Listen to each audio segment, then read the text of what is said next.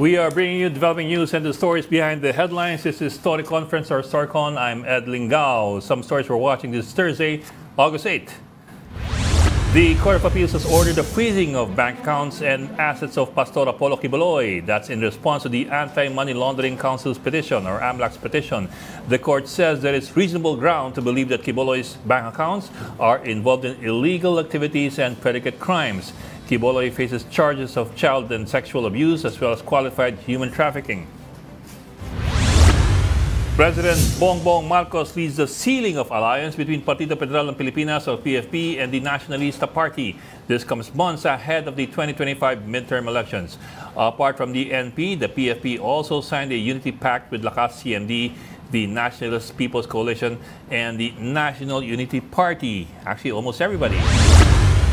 And the country's gross domestic product grew by 6.3% in the second quarter of 2024, higher than the 5.8% growth in the first quarter and the 4.3% recorded in the same period last year.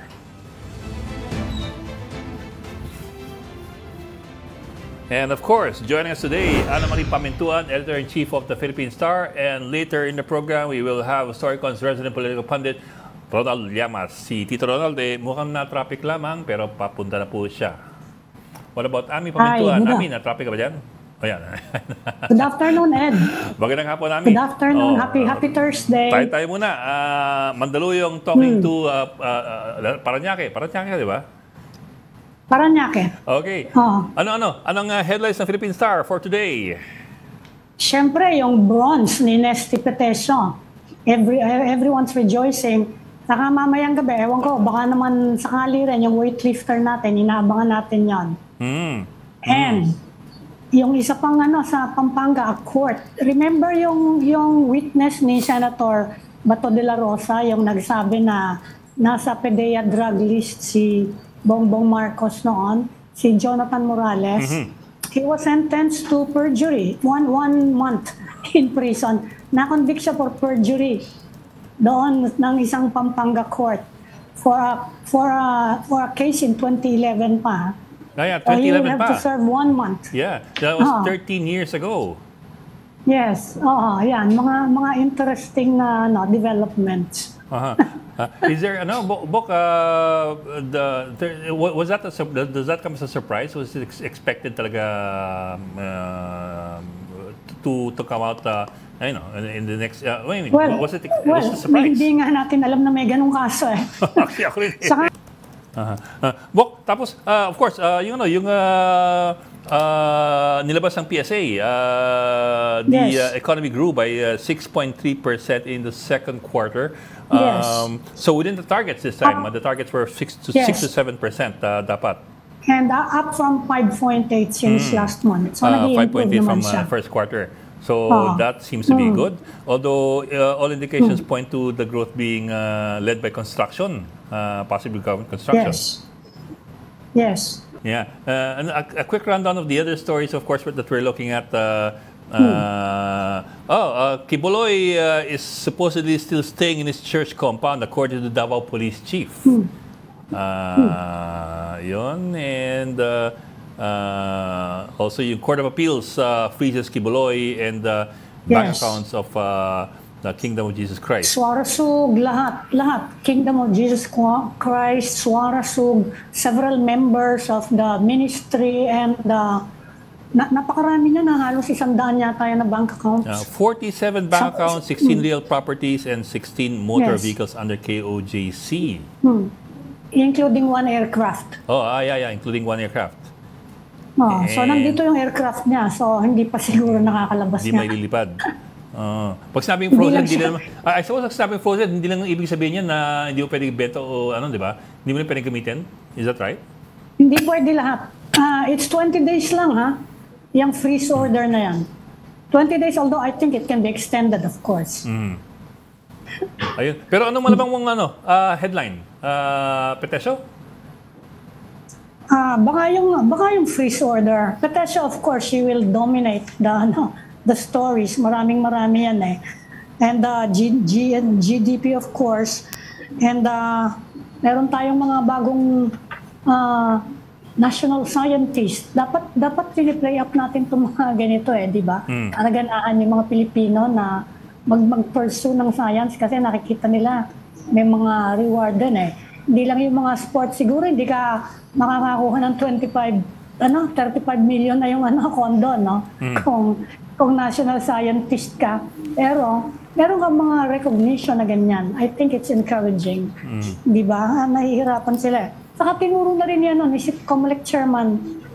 Well, hindi, si COMELEC Chairman George Garcia, sabi niya, for the first time, pinangalanan niya Smartmatic na mukhang yun daw ang behind this, what he described as a demolition job against him and Miro systems.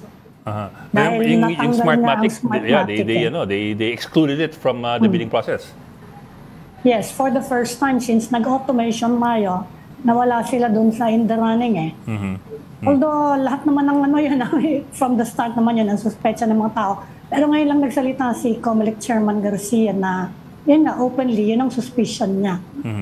So, nag-iintay din tayo ng reaction ng Smartmatic ngayong araw. Yan ang mga binabantayan natin. Okay, Ami, if you don't mind, I'll bring in our first guest for this afternoon, talking about the economy. We're talking to economist Ronilo Balbiran. Sir, magandang hapon and thank you for joining us. Good afternoon. Sir Ed, Ma'am Ami. Hi, sir. Maraming salamat. Alam ko, medyo pag gantong oras, medyo inaantok yung mga tao. Pero so, dati kasi sanay kami na si Prof, hinahatak namin pag the Chiefs medyo gabi ng konti yun.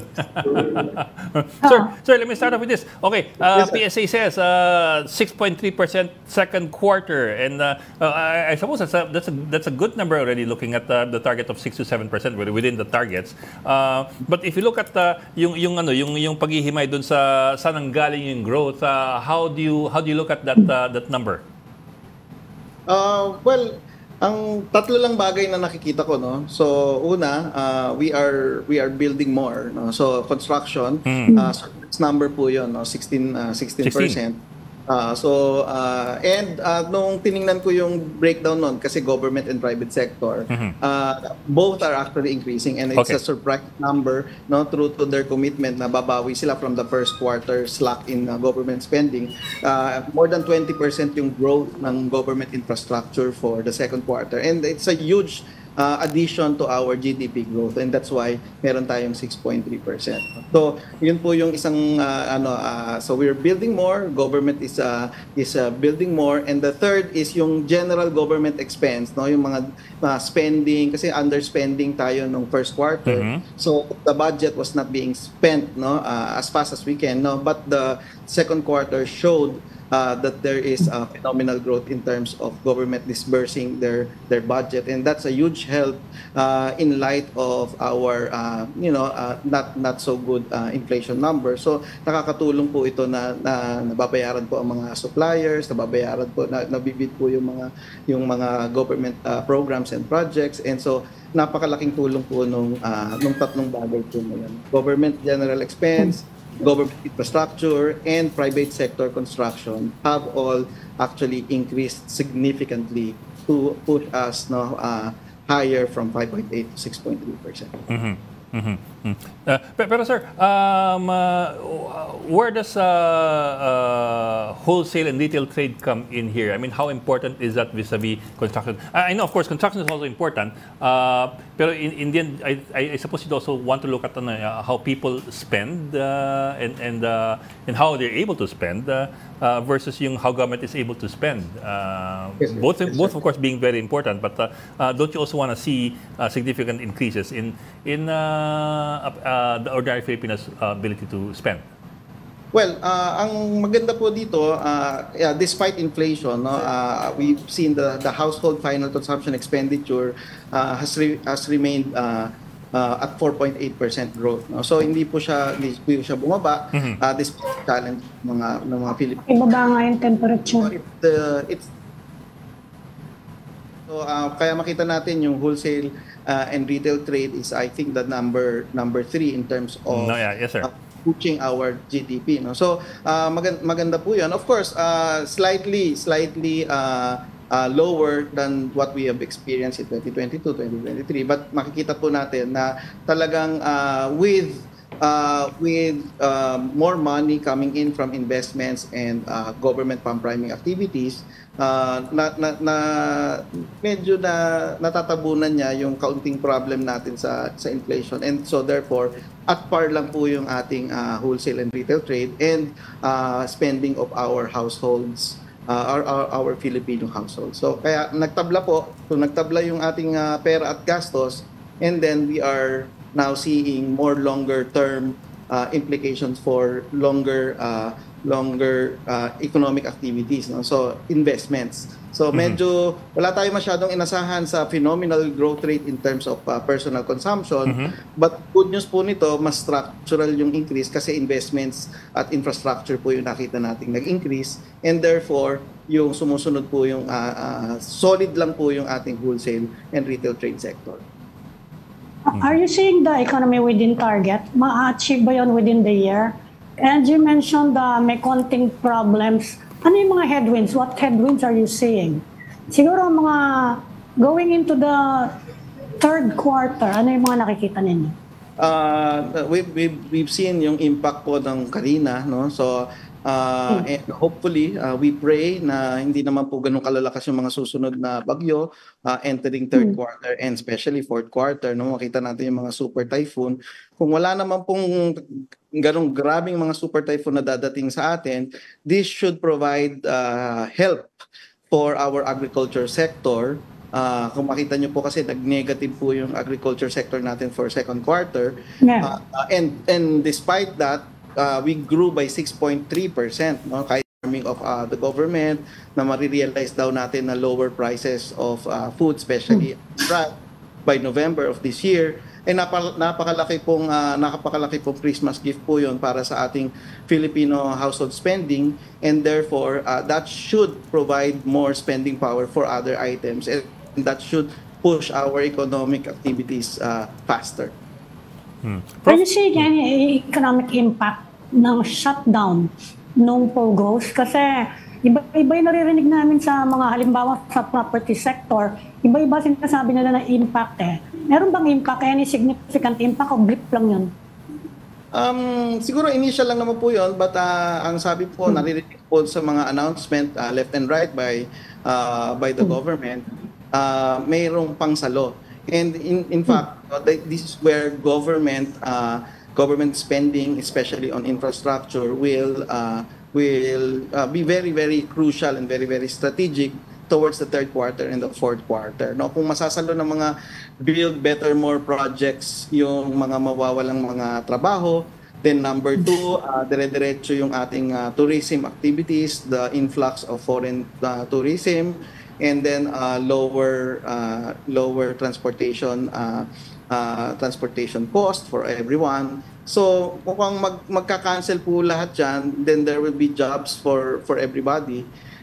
Ang pinakamalaki pong job generators ay yung agriculture saka yung construction, and then tabla po si construction, agriculture, somewhere in between is the tourism, no? So kung mag-accelerate po itong tatlo, si agriculture, construction, saka si tourism, then that should be more than enough to cover the slack or the blip na mangyayaring na job losses ng POGO, no? And that should actually provide more signals na sa atin sa mga real estate, no? Sa malls, sa commercial offices, no, na to continue building. Napakalaking bagay po na nagagawa ng commercial and industrial construction activities sa job generation, and to provide, no, continuous support and capacity building para naman sa tourism. Kasi alam nyo, sa sobrang bilis ng tourism sector, nakakaubusan tayo ng rooms for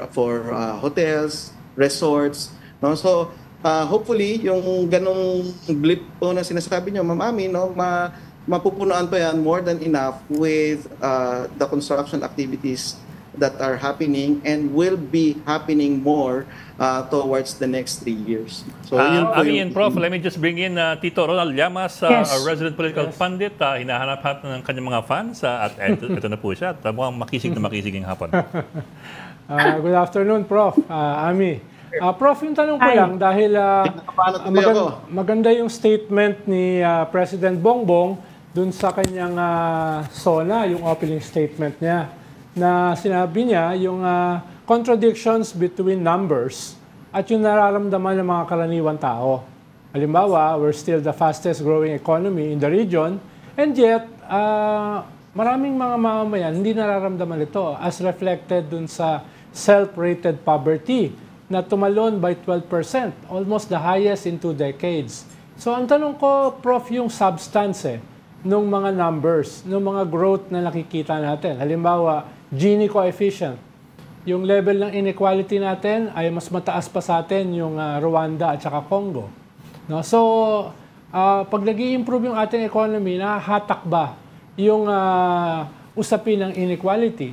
Halimbawa, pag maganda yung ating employment numbers, pero yung underemployment, medyo hindi maganda. No? Ibig sabihin, yung quality of employment ay hindi nakaka-catch up. No? So, yung inflation numbers natin ay relatively bumaba, pero yung food inflation ay still relatively mataas. So, yun yung tanong ko, Prof, yung substance nitong mga numbers na ito. Paano natin aayusin para mag-catch up naman sila, yung substance ng ating economy?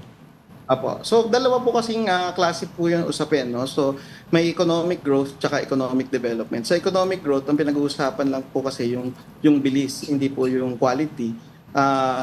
Tapos may economic development, which doon po papasok yung poverty, inequality, carbon emissions, gender equality, etc. No? So, pero bago second stage po yun bago tayo makarating doon sa economic development, makikita po natin sa experience ni China at ng experience ni India. No, our economy, especially our GDP, must grow by 8 to 10% per year for 8 to 10 consecutive years.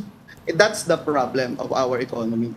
Kasi hindi pa po tayo nag-grow ng 8% since 1951 siguro, and 2 years in the 1970s. After that, parang mga blip lang po yun, no? So, mag-grow tayo 8% tapos wala na. So, but the experience, for example, of China and India, 8 years at least na consecutive years na 8 to 10% growth po yun. That's the only way, no, according to a lot of my senior mentors sa economics po, no. So na kailangan ma-reach mo yan before you even talk about distributing wealth. Kasi kung hindi, magdi-distribute ka ng poverty. Kung you are just growing at par with per capita GDP, no, so wala ka talagang i-distribute for everybody. No? So that's just enough growth to actually provide more extra money for a little bit more of investment. So that's why the Philippine Development Plan targets at least 7.5%. But kung ako po tatanungin nyo, at least 8% for 8 to 10 consecutive years. Kapag hindi po natin narating yon, lagi pong dadating tayo sa usapan na sinasabi po nyo, no, baka hindi po nagtatranslate sa quality. Kasi nga, paano mo naman i-distribute kung kakaunti yung i-distribute mo. No? So, hopefully, no, with this structural growth, no, and this good signs on investments and infrastructure, we will slowly recover our economic targets for 2024, and then 2025 sana mag-7 na tayo. 2026 onwards, dapat as a nation, we already are talking about targeting 8% at least, no, for at least the next 5 years. Kung maging 8 years yan, di mas maganda po pag-uusapan po natin ang quality jobs, equality of income distribution, etc. No? Yun po yung pero Prof, kung titignan natin yung ating neighbors, halimbawa ang Vietnam, hindi naman sila consistently 8 to 10%. Pero naisabay nila yung quality ng kanilang growth sa kanilang growth. At this past few years, nalampasan tayo ng Vietnam. Ay sasabay naman nila yung quality at saka yung substance ng kanilang growth. baka kinakailangan nating ayusin yung ating comparative advantage. Dahil, halimbawa, libo-libo yung umalis sa China ng mga negosyo, pero walang pumunta sa atin dahil ang comparative advantage natin ay mas mababa kaysa sa Vietnam, kaysa sa Malaysia, Thailand, at saka Indonesia. Baka kinakailangan natin puntahan yung basic. Paano may mag-i-invest sa atin in terms of manufacturing and industry kung yung ating kuryente is still the highest in the region? Diba? Dahil wala tayong subsidy sa energy. Paano sila papasok kung yung corruption sa atin ay mataas pa rin? Or yung infrastructure ay mababa pa rin? Or ngayon, medyo bumababa yung ating education. Halimbawa, kumpara sa Vietnam. So, baka ang usapin ay hindi lamang pump priming the economy. Ano yung direction ng ating economy? Sino man naman po ako para mag-disagree sa inyo. Tama po, nag-agree po ako sa lahat ng mga panukala po ninyo. So, and it's just why, whenever I talk to our friends from the government, we emphasize, number one, agricultural productivity. So, consolidation of land holdings, so machineries, lahat ng mga fertilizers, hybrid seeds, etc. So that's agricultural productivity, which more than 50% of our poverty is coming from. So kung may increase natin yung productivity of the farms, and I'm very hopeful dito sa ginagawa ng National Irrigation Administration on contract farming, output-based yung programa. So hopefully, ma-increase yung productivity. Number two, on the modernization of government services para mabawasan yung mga manual, yung mga pila, and then so the government can reach as many people, especially the poor, so kasi yun naman talaga ang trabaho ng government to provide that counter-cyclical government support, especially towards the lower income classes of our people, So and then number three, yung e-commerce and logistics, so interchangeable na halos ngayon yung e-commerce and digital logistics. So makikita po yan, idagdag ko po dun sa problema natin sa electricity cost. We were one of the highest in terms of logistics cost as a percentage of sales. So if we are able to push all these programs, nagpa-approve na po si President Marcos Jr. ng 3-year food logistics agenda. So isang pinakamalaking maitutulong na pag-cutting the logistics cost is actually bababa yung food, So kita nyo, pag mga kababayan natin na nagpunta ng Vietnam, for example, ang mumura ng pagkain doon. So kahit naman hindi tumaas yung pera mo, hindi tumaas yung income mo, ang bababa ng presyo ng bilihin sa pagkain. Spending power mataas.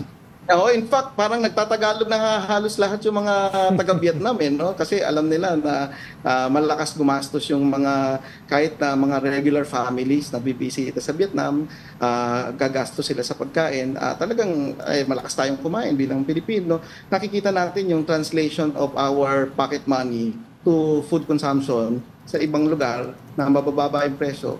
Malaki pala yung translation ng So, in short, hindi naman tayo talaga naghihirap. Ang problema lang, yung purchasing power nga natin, medyo hindi makasabay doon sa pagtaas ng presyo ng bilihin, especially ng pagkain. So, kung Professor, apart from agriculture and construction, ano pa yung mga growth areas na nakikita ninyo to boost our growth?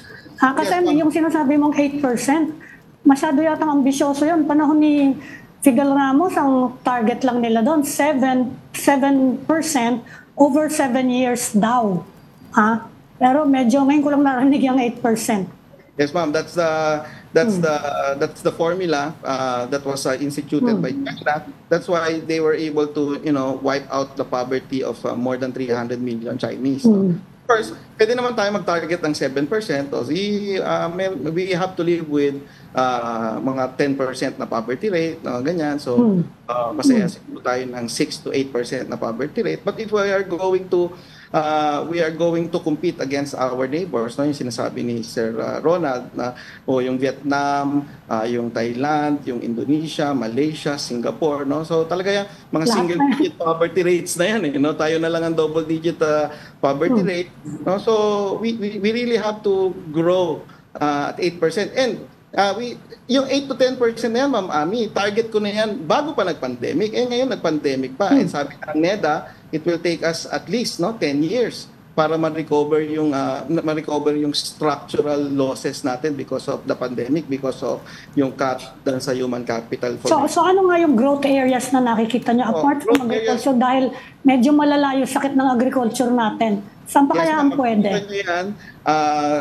Yung tourism, for example, we have seen more than 50% growth, no? In fact, yung 2022 growth natin, more than 80% growth yung 2022 na tourism receipts, no? Combined na domestic and foreign tourism. No, yung 2023 numbers is more than 60%. So I have no reasons to believe that na nabababa siya, no? So kailangan makikita natin dito sa 2024 if we are to maximize the return, no, of the foreign tourists, and with all these activities, government spending, circulating, forcing the circulation of money in our economy, that would be extra money for our people, no? Kahit naman hindi ka naman lumipad, gumala ka ng gumala, malaking bagay yon na umiikot ang pera. Kasi sa economics saka sa business, kailangan umikot yung pera. So paano umikot yung pera? Kailangan umikot yung mga tao. And we have seen so much growth, more than 20-30% growth in accommodation and food services activity, in transport and logistics, and other services. Ano po yung other services? Yun yung mga kasal, binyag, libing, concerts, public events, so mga cultural performances.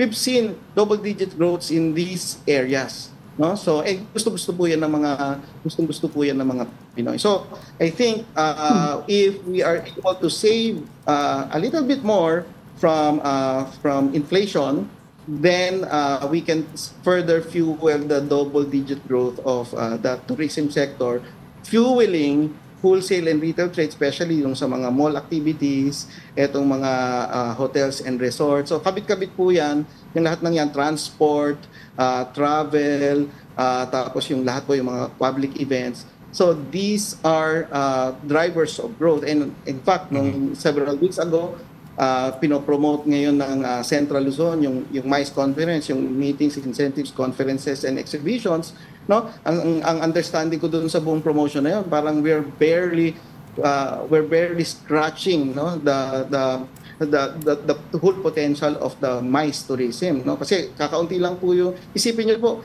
ang laki pala ng demand na for people, businesses, delegations to hold their conference in the Philippines. Ang problema, ilan lang ang mga large area for that. No? So if we continue to build all these mga arenas, stadiums, conference centers that can hold 1,000, 2,000, 5,000, 10,000, 60,000, 80,000 people, then we can actually maximize that particular demand that is actually being told us, no?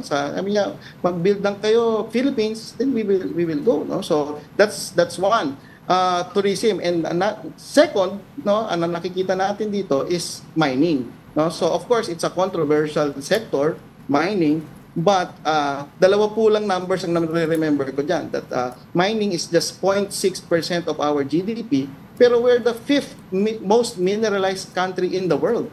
No? So, and we have one of the biggest resource of nickel, for example. And saan ba ginagamit ang nickel? Sa battery ng mga cellphones natin, sa computers, sa tablet, electric vehicles. We have an Electric Vehicle Industry Development Act. No? Saan mo kukunin yung nickel na yun?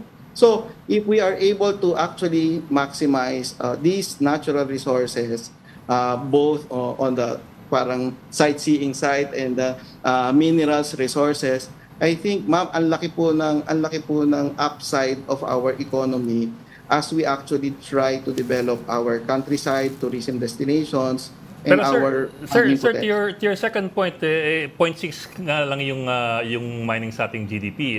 But at the same time, ang daming mining sa Pilipinas. So how do you up the numbers given the fact that there's so much activity already? Do we need more taxes there? Do we need more the revenue side? Kumbaga, gamit na gamit yung resources natin, but we're only getting that much. Or ano yung framework, Professor? Halimbawa, ang Indonesia, para magkaroon ng value added dun sa kanilang raw materials ng nickel, pinagbawal nila ang pag-export nito na raw material. Para may value added, pinoprocess muna nila. At nagiging dagdag yan sa kanilang economy. Sa ating export, mas malaki yung kasi usually raw materials. Raw materials. Dahil wala tayong kuryente na pwedeng gamitin to process yung ating... so babalik tayo doon sa problema ng energy. Diba? Yun yung ako natin. Pero yung framework, halimbawa ng Indonesia, ay wag i-export yung minerals ng raw para meron tayong value added, no? Sa ating ekonomiya, sa ating industry, sa ating manufacturing. Tama po yun. In fact, talking to the DTI Board of Investments, they are also looking very closely to that particular framework, except na may kaunting kaibahan lang, no? So I think yung nickel ore ng Pilipinas has a lower grade value than the Indonesian nickel ore, no? So it would require another higher technology for us to bring into the Philippines so that yung mama-maximize natin yung pag-refine ng ating nickel ores, no? And that should be able that will enable our country to attract more investments for the refinery, no? Ang understanding ko, all the scientists and nerds of our country, in collaboration with the scientists and nerds of other countries, are putting their minds together so that we can put in that technology as soon as possible. So we can actually do what Indonesia already did, no? Na ban ang export ng ore. Dito kayo mag-refine, ang magbebenta lang namin ay refine so that we capture the value added. And again, babalik ako dun sa Electric Vehicle Industry Development Act natin, how can you actually maximize that new regulatory framework if you don't have inputs for the downstream mining industry, no? So, ang understanding ko po, I think it's a matter of 1 to 2 years for all the scientists working together to put in a technology that is appropriate for our country. So I'm praying, I'm hoping we should have new mining investments over the next 2 to 3 years, no, in combination with how we maximize our new frameworks on ease of doing business, no? So kasi yung mga steps natin in terms of evaluating exploration permits, development permits are decades ago. So but now we have digital technologies, platforms, modernization ng assessment of proposals or applications. So I'm very happy to read from different articles that the DNR is pushing all its efforts, no, to make sure that they actually streamline their process and to shorten the time by which they receive applications, they evaluate and issue these permits. Of course, without shortcutting the social and environmental safeguards. Huling tanong, Prof, huling tanong. Ano ba ma-advise nyo dun sa mga posibleng maging bagong DTI Secretary? Para hindi naman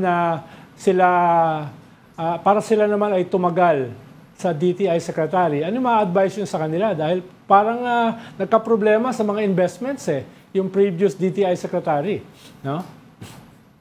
Hindi ko po alam yung part ng problema, but kung ako po ay papakinggan ng susunod na magiging secretary ng DTI, no? So I think nandoon naman po sa Philippine Development Plan yung mga strategies po natin, but I've mentioned several items already, no? So that the economy, the global economy, the national economy have transformed structurally, no? So hindi na tayo yung dati na may Philippine Standard Industry Classification, may ganito. Parang nagmo-morph na po yung mga industry classifications po natin.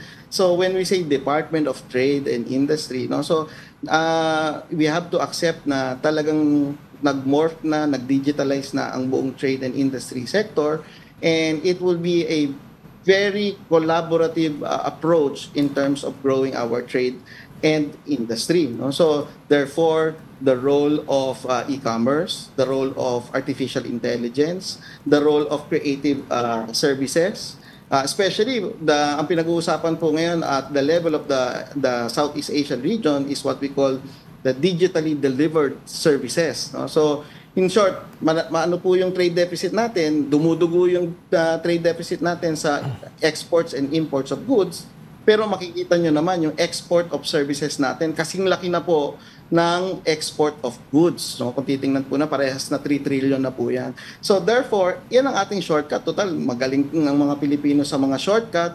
So, nakakapag-export na po tayo ng services. Yung mga bloggers natin, yung mga influencers natin, they're earning dollars. No? So, if we are to maximize the digital economy, artificial intelligence, e-commerce, digital logistics, so ginagsama-sama po ito together with the interface of DTI with the tourism department, the interface of DTI with the infrastructure agencies, the interface of DTI with the Department of Education. I have seen the memorandum of agreement between the Department of Education and Department of Trade and Industry, no? So to make sure na yung curriculum natin for basic education would already incorporate e-commerce, no? So kasi kailangan alam na ng mga bata paano ba magbenta abroad, whether goods or services. And so we should be able to integrate all these particular developments in making sure that we promote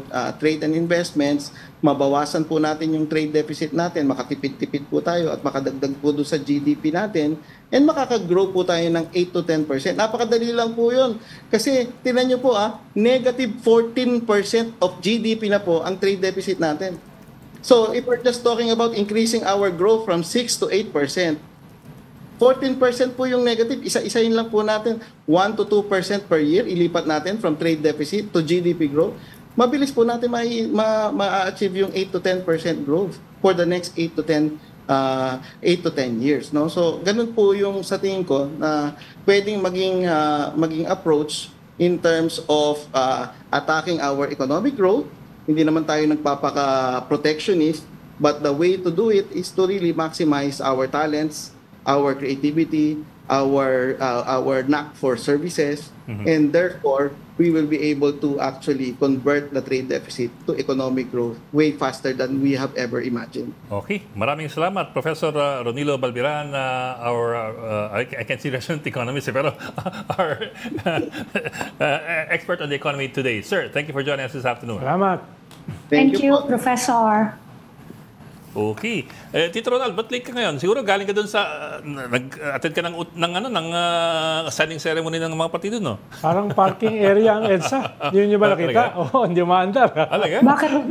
Bakit kaya? Oo, hindi ko alam. Basta ito yung isa sa worst so far Talaga, na today? traffic. Hindi ba may rally? Wala pang rally, Ed. Kasi, Wala naman ako nakita. kasi may statement dun sa EDSA Shrine na it's a place for prayer daw eh. Wala ko. Merong ganong statement na gano'n na nanggaling sa kanila. So, baka may ganap sa EDSA? Sino yung mag-rally? Parang wala namang na-announce. Hindi ko alam eh. Wala ka bang napansin? Dumaan ka ba sa EDSA Shrine? Oo, dumaan ako sa EDSA. EDSA Pero yung the other traffic. side. The other side is yung Going here. Oh, Yeah, southbound. So, Pero kahit lampas na lang pala. yun yung gusto kong malaman nga ngayon. Kanina kasi bago nag-umpisa yung show, merong ganong alert sa amin na may statement nga ang EDSA Shrine na the EDSA Shrine is a place for prayer. Kahit kasi O lampas, hindi ko pa alam kung saan ang galing yung statement na yun. kahit lampas kasi ng show, traffic pa rin eh. So malayo na sa EDSA Shrine. No, going here. Kasi, Kaya Oo. baka hindi yung EDSA Shrine ang dahilan. No? Baka talagang sobrang dami lang ng sasakyan sa kalsada. alam mo naman medyo magulo ngayon. Mukhang gumugulo yung political natin yan.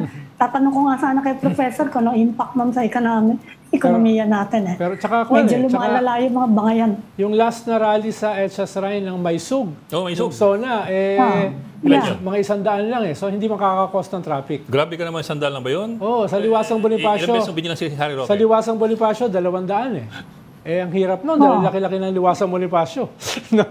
Pero today is a full, may pasok na ngayon eh. Oo nga. Saka full office day, it's a Thursday. So baka Baka yun ang dahilan. Masyadong maraming... kasi nagkaroon ng freeze order pati sa, sa Suarasug SMNI. Di ba lahat eh. So, apektado ng freeze order pati yung traffic sa EDSA. Alam ko nagkaroon... Nag-freeze yung mga motorist. Di ba? Ang alam ko nagkaroon ng freeze order, yung mga properties ni Kibuloy, di ba? Oo, marami rin Yes. ha? Yun na nga. Kaya paano I'm sure magkakaroon ng parang mass action if not in Metro Manila. At least in Davao. Kaya lang kung sa Davao, hindi masyadong malaki epekto no. Kanila lahat yun eh. Paano kaya yung epekto sa sa Manila? Paano yung epekto doon sa administrator? Nag-iintay pa rin tayo ng mga reaction. So wala siya masyadong trabaho kung comment from frozen. him eh. Oo. Wala siya masyadong gagawin kung frozen. Wala pang comment from him. It's a developing story. Nag-iintay pa tayo ng mga reaction from the side of those na apektado nga ng freeze order. Although I'm also curious, kung may freeze order dun sa Suarasug assets, what does that mean? Hindi pwedeng... SMNI. Hindi pwedeng sumweldo yung ano? Yun ang hindi ko alam. Kasi Mukhang ganon. That's only with the bank accounts, no? Pero infrastructure and operations, pwede pa rin yun. Assets di ba? Assets yun It's an asset freeze. So yun, medyo nililinaw pa natin. Kailangan linawin siguro. It's a court order Yeah, siguro hindi masyadong detalyado yan At we will have to find out. Thank you for joining the Storycon today. Ami Pamintuan, Editor-in-Chief of the Philippine Star, and Tito Ronald Llamas, nakahabol, our resident political pundit. After all the trouble in EDSA, he's finally here. Join us again tomorrow, 4 p.m. for the Storycon. I'm Ed Lingao. We are One News, all sides, all the time. This is the Story Conference Group or the Storycon Group.